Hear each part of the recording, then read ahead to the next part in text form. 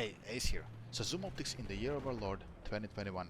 I'll just put a disclaimer right now. I don't think you should use Zoom Optics in Battlefield 4 over thermal optics. You will be putting yourself at a disadvantage.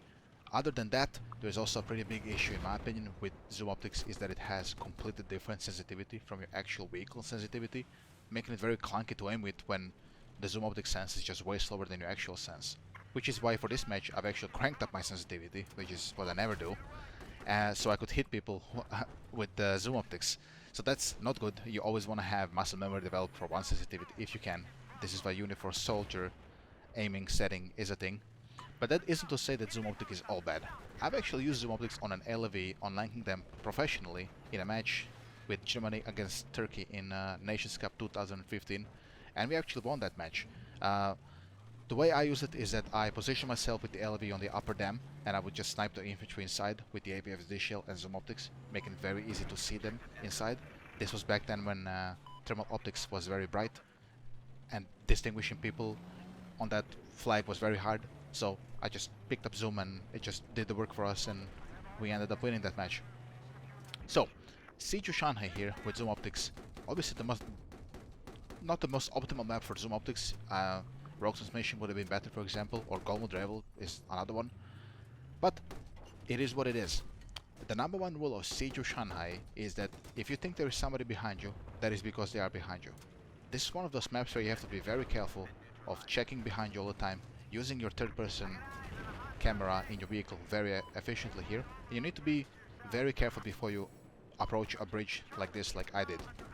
These two infantries that I'm shooting right now, they could be under the bridge. C4 me putting slams. You can put slams between the two rebars here on the bridge. It's a common strategy used by professional players against tanks in the pro scene that would try to take you out like that. So I kind of just developed the game sense for this bridge. Specifically, I've died here numerous times back in the day. So I'm gonna check here because I do have a feeling there's somebody below the bridge or somewhere. Something just doesn't feel quite right. And lo and behold, they weren't below the bridge, but they're here on the middle point of Siege of Shanghai. I've never actually seen anybody use this position, so I'm gonna go out and take them out.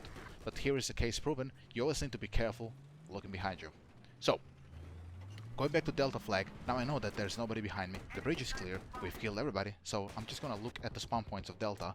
I would actually never recommend pushing into Delta, just because the way the spawns are designed around this flag with the tank, because you're gonna push in and you're just gonna get shot in the back from one of the spawns. Delta is one of those bait flags that the DICE created for you to die with the tank. You don't go in there, you sit on the bridge here or you sit on the outskirts of it. I would have actually pushed there if I had a competent gunner with me or maybe somebody on the flag, but if you're alone with the tank, you never go there. As I'm taking a bunch of damage from everybody from Delta, I have a problem here. I have a couple of randos in my tank. I forgot to leave the squad, so I can't really repair because I don't want to risk him taking my tank, so I'm just gonna sit around here and wait for the auto region to activate. God bless auto region, by the way. You can be a bit more liberal on Siege of Shanghai with your tank shells. I would usually never use a tank shell on MRAP. It takes like 3 shots to kill the thing. It's not worth it. They're just gonna bail out after your first shell and then you can finish them off. As I have a feeling there's somebody under the bridge here, so I think it's a medic, so I'm just gonna take him out before his whole squad spawns on him. So here I'm just kind of scanning my surroundings because I know that their tanks are up, as I see the first one there. I tried to kill the infantry, but the zoom optic, since I'm not used to it, I just cannot land the shots. I'm just kind of scanning to see where my LV is, and I'm like, okay, are we gonna fight this? And I'm gonna try to take a couple of pot shots at the tank here. But we're gonna spot a couple of infantries here, and I thought this guy would be an easy kill as I start taking damage from the tank, but I already see they're all pushing in. It's a fucking battalion, so here's my fallback plan. Using the APS to block maybe a shot or two, and then falling back to the skyscraper here. Now I do actually make a mistake here. I didn't actually think that they would push me, as they did, because I thought maybe we have some chopper cover, maybe there's a bunch of infantries pushing, but they aren't. So I'm gonna take a couple of kills here on the infantry that was pushing me from inside the skyscraper, and we'll end up going down here. I'm gonna do a little scan. If you ever come here, you can always scan inside here. Usually there are people waiting for elevators here, so you can just land a tank shell as they're opening or closing. As here comes the guy, he flanks me from behind, and I tried to go for the glitch shot, but it just didn't land, and I couldn't kill him. He gets the kill. So we're spawning back in here. We don't have the random gunner now. I've left the squad, and unfortunately the skyscraper goes down. And now this is where Siege of Shanghai becomes a problem for you, because the spawn points don't actually change on this flag on Charlie. They're all gonna spawn on the left side of me right now. but you don't have the cover of the skyscraper on. You can't really drive there. So now you have to be extra careful of one, looking behind you, and two, being cautious about your cover. So we're gonna access Delta here, and here's the HNG in action. As you can see, it's making it very easy for me to land those shots on range. I can clearly see the head. That's not to say you wouldn't see it with thermal. This just makes it a bit easier on such a bit more bigger distances. So I'm gonna go around the flag here, because I do see that all the enemy infantry is kind of occupied shooting whatever they're shooting. So I'm gonna take these guys out, and then I see that there's also some tank there. So I'm like, okay, he's also occupied. So you can always go for a flank if you have a feeling that he's just not ready. So I'm gonna go for a flank here. Gonna land a nice juicy shot that's just gonna kill him. He was probably low, and then the LV comes too, so he didn't see me either. But I have to fall back because there's another tank here. My APS is down. I only have 2 shells left, but I'm gonna try to do work with what I have. I'm gonna try to take out the LV at the bare minimum, as somebody does help me killing him. So I'm gonna try to do some glitch shots at the tank with the zoom optics, as I tried to land a glitch shot, but it didn't land, but I killed one of the rappers. And I'm gonna get punished by one of the infantries on the railing here. He's gonna shoot me with the rockets. I do have APS up, so I'm gonna use it for his second RPG shot, and I'm gonna bail at the same time so I can go and repair. There's no way he can kill me. He's reloading for 3 seconds, and it takes him a second or so to swap weapons. I can just go back into the tank. And even when you're walking back, guys, with the tank, you can still help your team kill a couple of infantry as you're walking back, especially if they're medics or recons. They can't really hurt you from that range. You just shoot them as you're backing up. It's okay to take some risks. And this rock, you can go and repair here in some situations.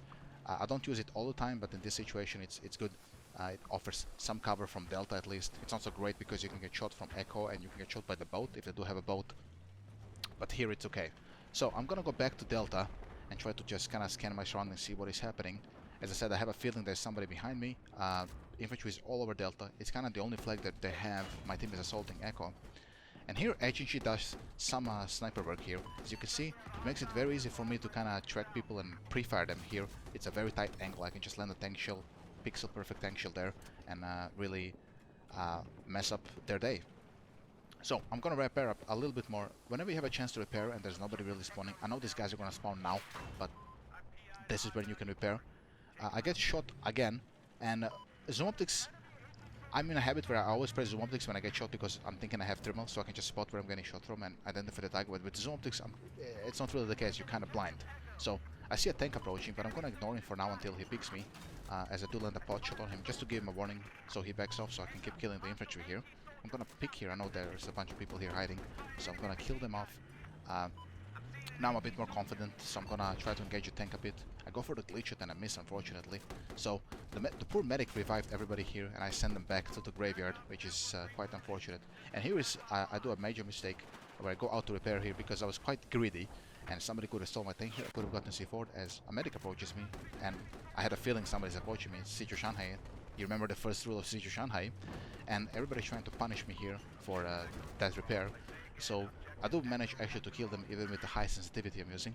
So I'm quite confident now, so I'm gonna keep peeking. There's nothing here. I'm gonna fall back to repair now. Now I think it's the best moment to go repair. I'm not gonna use the rock this time because nobody's pressuring me, so I'm just gonna go here and repair. Save up some time.